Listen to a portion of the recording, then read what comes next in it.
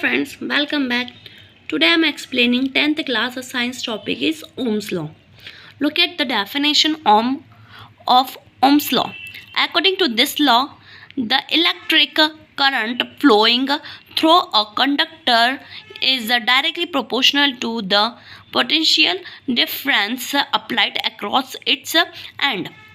Means इस law के according अगर कोई करंट फ्लो कर रहा है फ्लो कर रहा है तो वो उसके कंडक्टर के डायरेक्टली प्रोपोर्शनल होगा और जो हमें पोटेंशियल डिफरेंस मिलेगा वो उसके एंड पॉइंट्स में मिलेगा। यहाँ पे हमने सपोज किया if V is the potential difference applied across the end of conductor through which current I flows.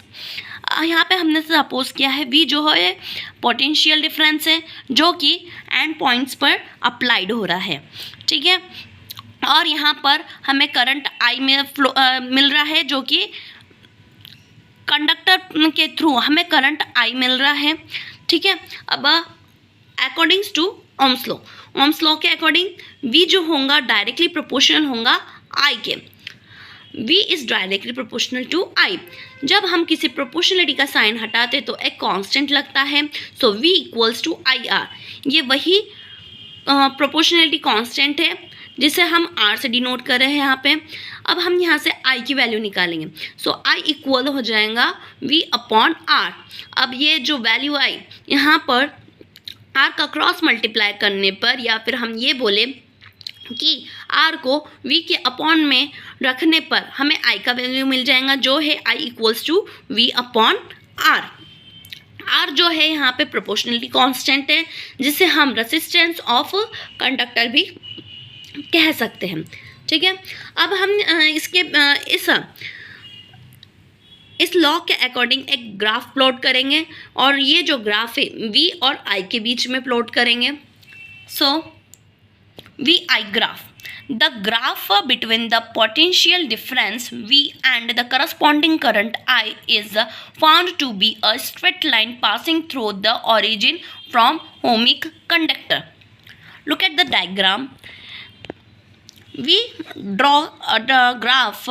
On x-axis we take a current I and y-axis we take a potential difference V.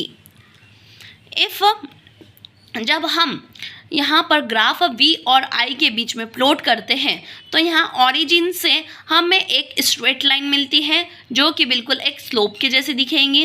ये graph जो है VI graph ये all metallic conductor के लिए proven है।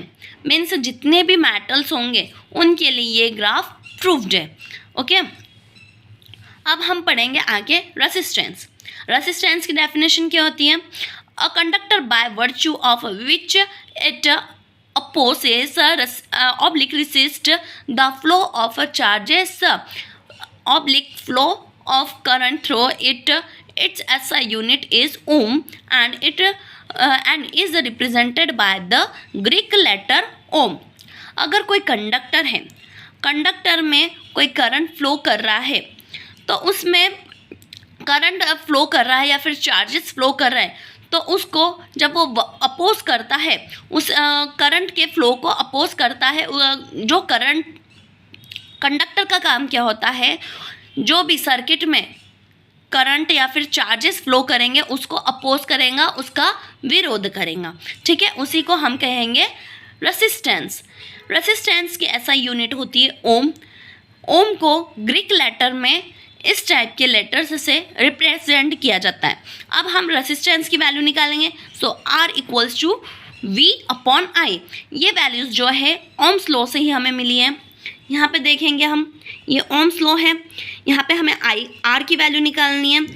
R की value निकालने के लिए हम यहाँ क्या करेंगे, R का क्रॉस मल्टीप्लाई करेंगे और I को V के अपॉन में डाल देंगे। सो हमें यहाँ से R का वैल्यू मिल जाएगा जो है R equals to V upon I.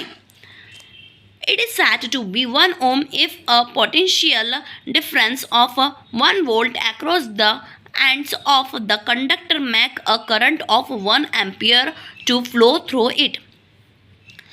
जब किसी सर्किट में 1 वोल्ट का पोटेंशियल डिफरेंस उसके एंड पॉइंट पर हमें कंडक्टर पर मिले और उसमें करंट जो है 1 एम्पियर फ्लो करे तो उसे हम कहेंगे 1 ओम। जिसे हम यहाँ पर आगे समझेंगे।